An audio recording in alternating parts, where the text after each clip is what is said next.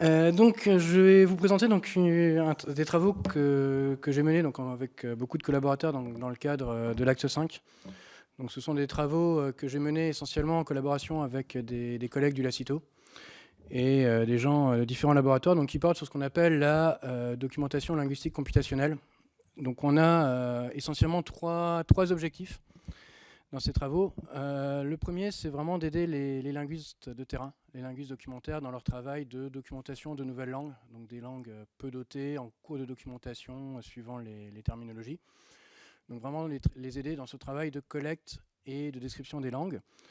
On a un deuxième objectif, peut-être à plus long terme, qui vise à aider les gens de ces communautés, donc des gens qui parlent des langues, on va dire, moins classiques que l'anglais, le français, l'espagnol et l'allemand, à accéder aussi à avoir également des outils de traduction, de reconnaissance de la parole, qui peuvent les aider dans leur interaction quotidienne. Il y a un objectif peut-être plus personnel à mes yeux, qui est presque en cas de bonus, de profiter de ces travaux pour comprendre un peu mieux le type de connaissances qui sont capturées, utilisées dans ces modèles. Donc comme Benoît vous l'a dit, l'idée c'est qu'aujourd'hui on a quand même des modèles, des réseaux de neurones, on va dire, qui fonctionnent de manière absolument époustouflante, et plus qu'époustouflante, beaucoup mieux que ce qu'on avait prévu. Et je suis intimement persuadé, avec mes collègues, que le fait d'étudier ce qui se passe quand on va regarder des langues un peu différentes, un peu plus rares, va nous aider à mieux comprendre les capacités langagières des réseaux de neurones. Alors, juste pour remettre un tout petit peu de contexte, travailler sur des langues peu dotées ou des langues rares soulève plusieurs questions. Et un point qui me paraît essentiel, c'est bien de dire que ce qu'on fait, c'est de la recherche scientifique. Je caricature un tout petit peu. Quand je développe un modèle de TAL pour une langue rare, c'est pas juste je prends le code qui fonctionnait sur le français et je l'applique à une nouvelle langue. Le fait de changer de langue ou de considérer ce type de langue va poser tout un tas de problèmes qui sont spécifiques et qui sont difficiles à résoudre. Donc le premier problème auquel on fait face, c'est la quantité de données accessibles. Donc je vous ai mis des chiffres ici. Vous apprenez un modèle de reconnaissance de la parole sur le français. Je crois que le nombre d'heures de données annotées que vous avez, ça se compte en dizaines de milliers. Vous voulez faire la même chose sur une des langues sur lesquelles on a travaillé, donc le Na du Yongning. La quantité de données annotées que vous avez, ça se compte en heures, en dizaines d'heures en étant très optimiste. Et c'est une langue pour laquelle il y a, selon les standards de la linguistique documentaire, beaucoup de données. Donc vous avez une différence d'échelle qui est fantastique. Un deuxième point qui est extrêmement important, c'est qu'on a des langues qui ont des caractéristiques très particulières qu'on ne trouve pas forcément. Donc typiquement, la plupart des langues européennes n'ont pas de ton. Vous allez commencer à travailler sur des langues d'Asie, d'Afrique, vous vous retrouvez avec des langues qui sont tonales, en très grande majorité. Et c'est une question sur laquelle on n'a pas répondu. Benoît vous l'a dit tout à l'heure, on a des modèles qui marchent très bien sur les données, mais quand ils ont des données qui sont très proches. Okay. Rien ne prouve que si vous apprenez un modèle, quand vous avez un modèle qui marche bien sur le français, il va marcher correctement sur une langue qui est tonale, parce que vous allez avoir des choses qui sont potentiellement différentes. Et on se pose justement la question de est-ce que les approches qu'on a, les architectures de réseaux de neurones qu'on a aujourd'hui, vont fonctionner pour toutes les langues. Et une troisième particularité qui nous a bien pourri la vie, on va dire ça comme ça, c'est que vous avez quand vous avez des langues moins fréquentes, vous avez énormément d'alternance codique. Donc vous passez très rapidement d'une langue à l'autre et tout ça. Et pareil, quand je parle français, je parle essentiellement français. Et dès que j'utilise un mot un peu anglais, je vois des gens qui font les gros yeux. Vous avez des langues pour lesquelles c'est impossible ou presque d'avoir une phrase sans avoir une langue, deux langues, trois langues qui sont apparaître. Donc tout ça pour vous dire que c'est pas juste, on ne va pas juste prendre une brique, un logiciel et appuyer sur un bouton. On a tout un tas de questions qui potentiellement remettent fondamentalement en cause notre manière de travailler. Alors l'approche que Benoît a esquissée tout à l'heure, c'est l'approche à peu près classique aujourd'hui en speech. Donc quand vous faites de la recherche en reconnaissance de la parole, donc c'est très récent, ça date des années, on va dire 2020. Donc on a eu un paradigme qui a complètement changé, qui est de dire plutôt que d'entraîner des modèles from scratch, donc à partir de rien, de construire des modèles spécifiques pour chaque tâche, aujourd'hui ce qu'on va faire c'est du pré-apprentissage et de l'affinage. Donc c'est vraiment l'idée que maintenant, dès que vous faites du speech ou n'importe quoi en NLP, vous allez avoir deux étapes. Une première étape sur laquelle vous allez apprendre un modèle de représentation de la parole, un modèle de représentation du texte, de la langue ou de plusieurs langues. Donc c'est vraiment cette idée que vous avez une première étape dans laquelle vous allez apprendre des représentations. Alors dans notre cas, de la parole, vous prenez énormément de données de plein de langues. vous mettez tout ça dans un gros sac et vous secouez bien fort et vous apprenez un réseau de neurones qui va vous apprendre essentiellement à mapper le signal audio sur une séquence de vecteurs. Et dans un second temps, vous allez avoir une étape qu'on va appeler d'affinage, fine-tuning en anglais, qui va consister essentiellement à prendre ces représentations génériques et à les spécialiser sur votre tâche. Alors la tâche, ça peut être n'importe quoi, ça peut être je transcris ma langue, je fais un système, donc j'apprends à partir de ces vecteurs à les transcrire et à générer des transcriptions, j'apprends à identifier le locuteur, j'apprends à identifier la langue, j'apprends à peu près n'importe quoi. D'accord. Et donc c'est vraiment l'approche générique. Hein. Vous allez aujourd'hui à n'importe quelle conférence de TAL ou de speech, vous avez l'impression que tout le monde fait ça. Hein. J'ai pris le modèle préentraîné de Facebook, de Google, de je ne sais pas qui, je l'ai utilisé sur ma tâche et voilà ce que ça donne. Et ça marche à peu près sur n'importe quoi. Alors juste pour vous donner à peu près une idée, hein, donc ce que fait cette approche, hein, si je zoome un tout petit peu, donc nous on a utilisé une architecture particulière qui est Wave2Vec 2. Donc c'est vraiment cette idée de je prends mon signal audio et en entrée de mon réseau de neurones et en sortie j'ai une séquence de vecteurs. Et si vous regardez essentiellement comment ce modèle est appris, alors le mot que Benoît n'a pas dit tout à l'heure, mais c'est pas bien, je me moque de lui gentiment, hein, c'est pas de l'apprentissage, c'est ce qu'on appelle de l'auto-apprentissage. Donc l'idée ça va être juste de dire je prends mon signal audio et je m'intéresse à prédire le futur. Donc moi je connais, hein, je sais, j'ai un enregistrement audio, je sais quelle va être la frame d'après. Et je regarde si mon réseau de neurones est capable de prédire correctement, de reconstruire mon signal correctement. Si vous le faites avec les mots, hein, vous avez des textes qui arrivent, vous posez la question, est-ce que mon réseau de neurones est capable de prédire le mot d'après? Vous connaissez le texte, donc vous savez le trouver. Et donc c'est ce qu'on va appeler de l'auto-apprentissage. Et donc l'idée essentielle, c'est que vous pouvez apprendre ça à partir de données brutes.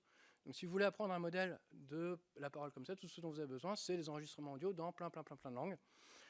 Et ça marche du feu de Dieu. Donc nous, la première application qu'on a faite, c'était la transcription phonémique.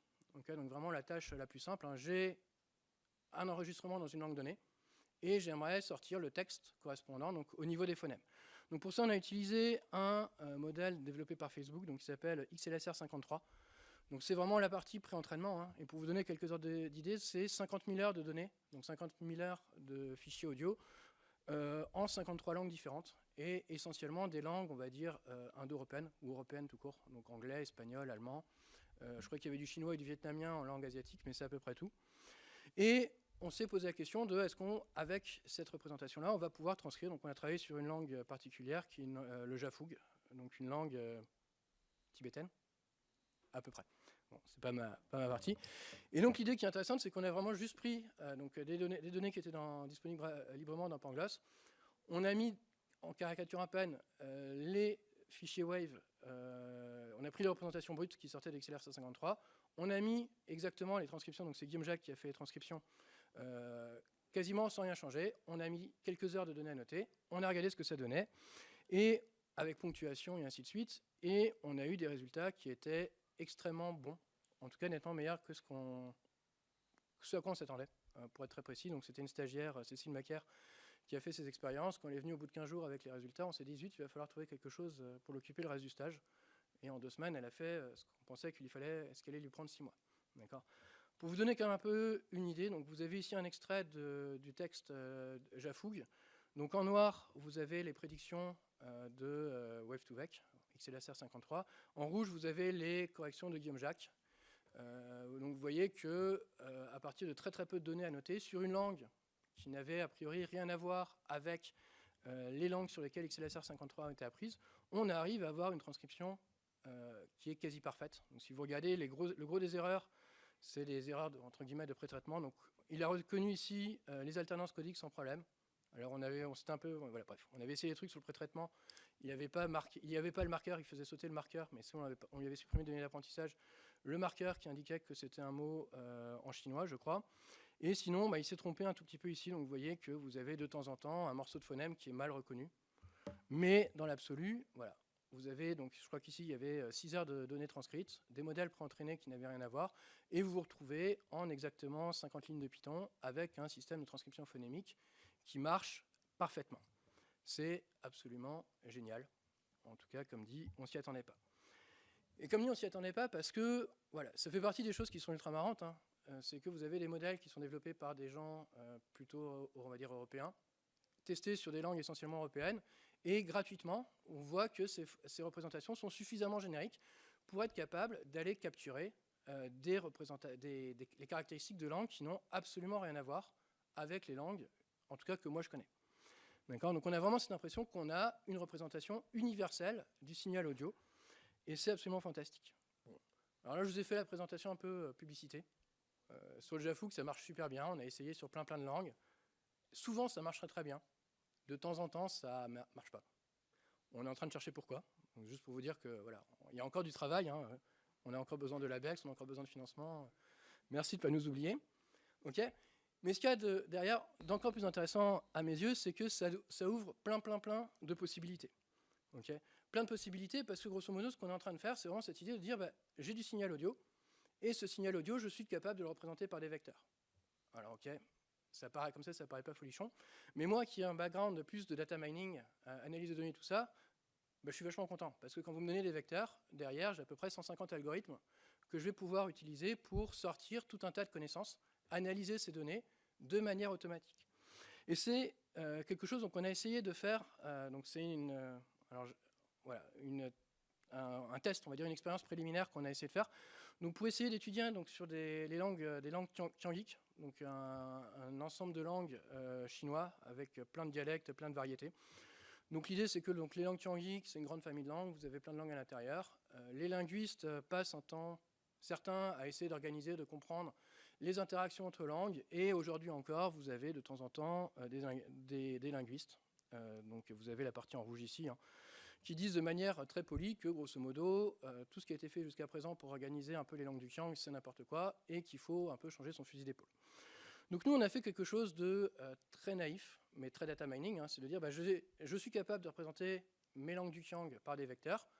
Les vecteurs, c'est pratique, je vais m'amuser à mesurer les similarités entre vecteurs. D'accord, donc on a fait quelque chose un peu très simple. On a pris des enregistrements donc, qui étaient dans la collection Pangloss de différentes variétés du Qiang. On a représenté chaque langue par un vecteur. Alors pas chaque langue, pardon. Chaque extrait sonore, donc ce qu'on appelait des snippets, okay, pour bien préciser le fait que ce n'est pas forcément une langue, hein, c'est un enregistrement particulier de cette langue dans des conditions particulières. Je reviendrai là-dessus tout à l'heure. On a représenté ces snippets par des vecteurs. Derrière, on a mesuré les similarités de manière la plus simple, hein, similarité cosinus. On a utilisé des méthodes de clustering. Et si vous faites ça, vous voyez que vous êtes capable de faire un clustering hiérarchique, donc de regrouper les langues de proche en proche, en disant telle variété du Qiang, son voisin le plus proche, ou celui avec lequel il y a plus de similarités, c'est celui-là. Et ainsi de suite, comme ça de manière hiérarchique. Et ce qui est intéressant, c'est que si vous regardez les regroupements qui sont faits habituellement par les linguistes, donc les langues du Qiang, le premier niveau qu'on fait, c'est distinguer les variétés Qiang du Nord des variétés Qiang du Sud. Et vous voyez que, en première approximation, les méthodes automatiques retrouvent cette distinction à une exception prête. D'accord, donc on a ici le long, je vais pas essayer de le prononcer, mais le long si ou quelque chose d'assimilé, qui n'est pas du tout placé là où il devrait être placé selon les linguistes. Et c'est quelque chose qu'on trouve très intéressant, parce que c'est vraiment cette idée que, alors on ne va pas remplacer les linguistes, hein, ce n'est pas du tout ce qu'on dit, mais c'est qu'en tout cas on arrive à avoir une nouvelle source d'information, ou en tout cas de dire aux linguistes, attention, regardez, là il y a peut-être quelque chose qui ne colle pas dans votre raisonnement, ou il y a un truc un peu bizarre, ça vaut le coup de regarder de manière un peu plus précise ce qui est en train de se passer. Et donc, en fait, c'est vachement intéressant tout ça, parce que si on regarde la manière dont alors peut-être pas linguistes, mais au moins tous les phonologues, phono-étoiles, comme j'ai l'habitude de dire, hein, la manière de travailler habituelle, c'est de dire, voilà, je prends mes enregistrements sonores, je regarde typiquement des spectrogrammes, j'analyse ça à la main, derrière, je récupère des intuitions, et ça me donne de la connaissance linguistique, d'accord ? Et nous, l'impression qu'on a, c'est que ce qu'on pourrait essayer de faire, c'est vraiment se dire, voilà, on a des snippets, donc des morceaux d'enregistrement de langue, on va pouvoir les transformer automatiquement en vecteurs, en représentation universelle. Derrière, faire tourner tout un tas d'algorithmes de data mining. Et croyez-moi, des algorithmes de data mining, il y en a des kilomètres qui peuvent sortir des tas de trucs vachement intéressants. Et derrière, ça va fournir une nouvelle intuition qui pourront guider, aider les linguistes dans leur travail de documentation de langue ou de réflexion sur ce que c'est une langue. Et donc la question qu'on se pose actuellement, c'est vraiment ça, hein, c'est de dire quel type de connaissances linguistiques on va pouvoir extraire de ces enregistrements audio. D'accord. Alors ça, c'est vachement bien pour les linguistes, et c'est aussi vachement bien pour nous, en tant que personnes du NLP, Parce que derrière, en comprenant un peu quelles sont les informations qui vont être capturées, on va potentiellement aussi être capable de comprendre les limites. D'accord ? Typiquement, je vous ai dit, donc aujourd'hui, quand vous voulez faire un système pour n'importe quelle langue, vous allez faire du fine-tuning. Si jamais on montrait que les représentations qui étaient construites par Wave2Vec ou assimilées ne capturaient aucune information sur les tons, on a à peu près la certitude que cette approche, elle ne marchera pas sur les langues atonales. D'accord ? Donc en identifiant, en comprenant un peu quelles sont les caractéristiques, quelles sont les informations qui sont capturées par ces représentations universelles de la parole, on va à la fois aider les linguistes dans leur travail de documentation des langues, et nous on est aussi persuadés que ça va nous permettre de mieux comprendre la manière dont ces représentations fonctionnent, et d'identifier potentiellement les limites, d'être capable de dire, attention, là, ça va marcher dans tous les cas, sauf pour ce type de langue. Et ça, c'est quelque chose qui est très intéressant pour nous, parce que, voilà, Benoît vous en a montré, hein, donc on a des méthodes, on a l'impression que ça marche. Voilà, vous dites ChatGPT, ça marche, mais il faut bien comprendre que ChatGPT, ça marche, ça veut dire ça marche pour l'anglais, dans des cas très précis, et on ne va pas s'amuser à développer un ChatGPT pour toutes les langues. On aimerait avoir une idée un peu, voilà, savoir assez vite si ce cadre, cette architecture de réseau, va fonctionner pour tout et n'importe quoi, pour toutes les langues possibles et imaginables, la variété de toutes les langues humaines. Alors, je suis extrêmement convaincu par cette approche. Nos premières expériences ont l'air assez encourageantes. On s'est quand même rendu compte que c'était à la fois très facile, c'est la beauté de l'informatique. Hein. Je veux dire, mesurer les similarités, voilà. Faire un truc sur une langue, c'est facile. Le faire sur 5000 langues, en tant qu'informaticien, j'ai envie de dire, c'est juste une boucle for. Ça demande un peu de temps de calcul, mais ça ne change rien. Et en fait, on s'est rendu compte quand même assez vite dans nos expériences que mesurer les similarités entre vecteurs, c'était très facile. 3 lignes de Python et encore. Derrière, comprendre ce qu'on mesure exactement, quel type de caractéristiques on prenait en compte, savoir est-ce qu'il y a des confounders, pas de confounders. Okay, c'est exactement cette chose, c'est dire si je mesure une similarité entre la langue A parlée par une femme et une langue B parlée par un homme, est-ce que je vais mesurer une similarité au niveau linguistique ou est-ce que je vais juste dire attention, là il y a un homme qui parle, là il y a une femme qui parle. D'accord, donc on a comme ça tout un tas de variables fallacieuses, en français je crois le terme qui va bien, qui potentiellement compliquent notre analyse et qui vont être un des défis auxquels on est en train de s'attaquer. Et donc pour conclure, première conclusion, hein, donc l'idée c'est, voilà, on travaille dans un domaine qui est génial, c'est des sujets qui sont géniaux. On a devant nous des boulevards de questions, et ce qui est intéressant, c'est que ce sont vraiment des questions qui sont à la fois intéressantes pour les linguistes et pour les informaticiens, en caricature un peu. Et vraiment cette idée que si on veut comprendre, si on veut avancer, on a besoin de travailler main dans la main. Ce n'est pas les linguistes au service des informaticiens ou les informaticiens au service des linguistes. C'est vraiment, on va devoir traiter ensemble des problématiques communes à tout le monde. Petit point, donc ici je vous ai présenté donc, une série de travaux donc, qui sont menés dans le cadre de l'axe 5, donc essentiellement entre le LLF et le LACITO, avec des discussions avec plein d'autres laboratoires. Hein. On n'est pas les seuls à travailler, enfin, on est plusieurs à travailler dans le cadre de l'axe 5 avec, sur ces questions. Et donc je vous ai ici fait un slide très rapide pour vous mentionner 2 projets qui sont menés donc, plus cette fois-ci par le LIPN et des laboratoires. Donc le projet d'ALI doit y avoir notamment le CEDIL, donc c'est la présentation qu'on a ratée tout à l'heure, c'est dommage. Voilà. Mais de dire qu'on n'est pas les seuls et que c'est vraiment une thématique transverse à l'axe 5, donc travailler sur le multilinguisme et les connexions, on va dire peu de données, langue rare, langue peu dotée et particularités linguistiques. Et je vous remercie de votre attention.